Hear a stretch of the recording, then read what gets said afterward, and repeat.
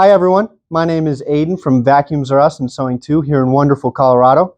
And today I'm going to show you the differences between the Sebo E3 and the Sebo D4 canister vacuums. So just to start off immediately, I'm just going to tell you there is no significant performance difference between these two machines. I could put some hair down and I could put some Fruity Pebbles down and show you the performance on both of them, but they're going to be identical. I'm not going to waste your time or my time. But when you get into the features of the machines, there are some pretty significant differences, and ones that might be important to you, especially when you consider the fact that you're going to own these machines for 20 or 30 years. So let's get into it. So going into the D4, you can see obviously just by looking at the two of them that the D4 is going to be quite a bit larger than the E3. And with that, you do get a couple perks and you get a couple drawbacks. So the first perk that you can see already is this cord just keeps on going. It does not stop. It's a 40-foot cord inside of the D4. One of the longest cord, if not the longest cord on any canister vacuum out. The E3, for example, has a 25-foot cord, which is much more standard when you're looking at canisters. You can also tell by looking at the back that all of your tools are going to be right up inside of here. So here you have your crevice tool, you have your upholstery tool, and then right here you also have your dusting brush. That's going to be a swivel dusting brush, which is really nice, and all of that is stored on the back of the machine. Here on the E3, you get a similar setup where everything is going to be on the bottom for the most part. So you're going to have your crevice tool here, and then inside of here, kind of a cool design, it's a little bit more hidden. You push down, and there's your upholstery tool, and that just kind of slides in just like that. You'll notice, however, that the crevice tool is not here. Instead, you have an external clip that holds your dusting brush, and it's just a little bit different, but same usability. And that just gets stored right there. Now, getting into the main body of the machine, obviously, like I said earlier, the D4 is going to be significantly larger. That does facilitate the larger cord, and it does also facilitate a larger bag size. So if I pull this out here, you can see here's the D4 bag. I believe it's a gallon, which is very large for a canister. And on the E3, you have a much more modest, I think a couple quarts in here. And just comparing them side by side, you can see that the D4 bag is significantly larger. With the larger body style, however, there is a difference in weight, if that's important to you. It's about a 4-pound difference. Go from about 11.5 to about 15.5 pounds on the main body. Usually with canisters, that's not too much of a concern because the business end is just going to be the wand and the handle. So now onto the filtration of both machines.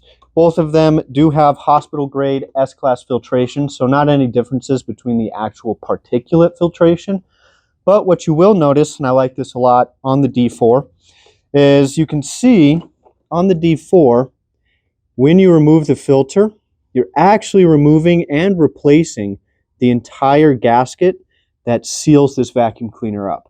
Now on all vacuum cleaners, not just canisters, not just uprights, not just stick vacuums, every vacuum cleaner needs to have a fantastic seal, or it's just going to be dumping all the dust and particulates that you pick up directly back into the air.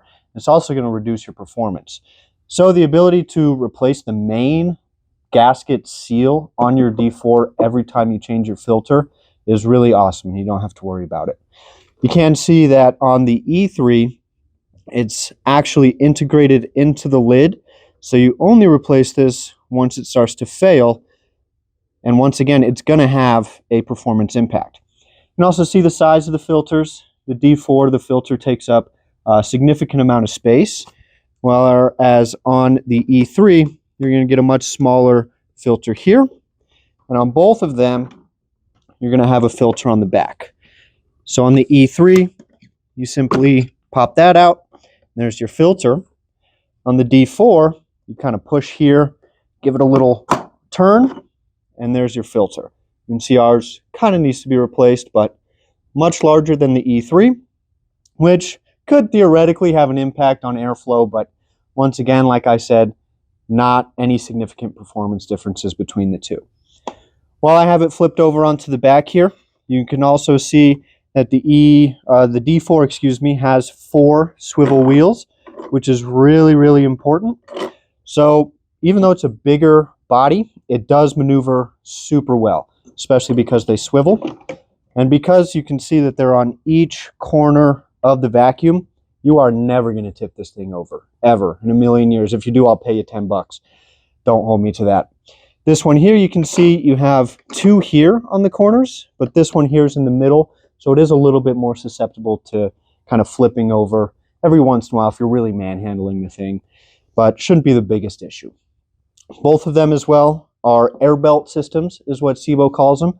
So what's really cool is when you have this machine turned on and you're vacuuming, what you'll notice with a lot of canisters is, you know, somewhere on the back or maybe on the bottom or on the front, you have one exhaust port that just acts like a leaf blower. It's blowing all the dust, all the hair, all around your house, and it's super annoying because you're trying to get that one piece of hair, it's blowing everywhere. I'm sure you know what I'm talking about. On these ones though, the airflow is distributed evenly across the entire machine, which makes it so it doesn't blow anything around, which is super nice. They also act as a furniture guard on both of them. So if you bump it into the wall, you bump it into your nightstand or whatever, it's not going to scratch or damage it.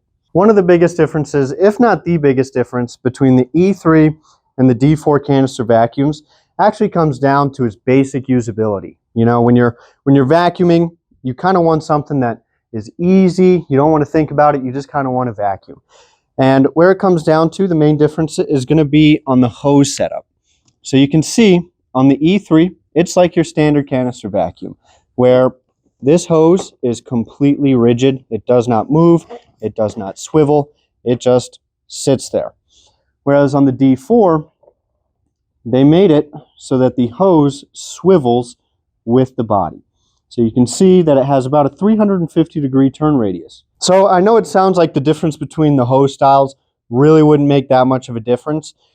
It actually completely changes the way that you vacuum with these two machines. So with the E3, you're going to treat it just like you would any other canister vacuum. You're going to have one hand control the wand and the power head, and the other hand is going to drag the vacuum cleaner along with you. Have it right by your hip, kind of like a lost puppy. So you turn it on, then you just vacuum. You pull this sucker with you. You're using one hand to clean and one hand to pull. Just like this. Kind of dodging your furniture a little bit. And there you go. That room is clean. And then you take the vacuum and you put it away. And now that is how most canister vacuums operate. But the D4 with that swivel hose actually completely changes it. So with the D4, you're going to use one hand to vacuum. You're going to move the D4 into the center of a room. With the 40-foot cord, it's super easy as well. And you just move around the vacuum cleaner. And you can see that hose is swiveling, and I'm not pulling the machine, and it's way, way more convenient. And when you do go all the way around the machine, it's just going to turn it with you. With those four wheels on the bottom, like I said, it's not going to tip the machine over. If you do, I'll give you 10 bucks. That's not legally binding. So, just like that, you're done with this room. And with the 40-foot cord, you just take it, pull it to the center of another room, and you're good to go. So, to wrap everything up here, we kind of went through some of the similarities and differences between the E3 and the D4. Just to kind of recap, you get a shorter 25-foot cord on the E3, 40-foot cord on the D4. Big difference in bag size, actually, and then the cool thing with the filters as well. But the main difference is definitely going to be that hose. Personally, I like using the D4 just around the showroom more than I like using the E3. But some people may not like the size and the weight of the D4 and may choose to go into the smaller one. Either way, you're going to get some of the best canister vacuums on the market, and you're going to have a machine that lasts you 20 to 30 years.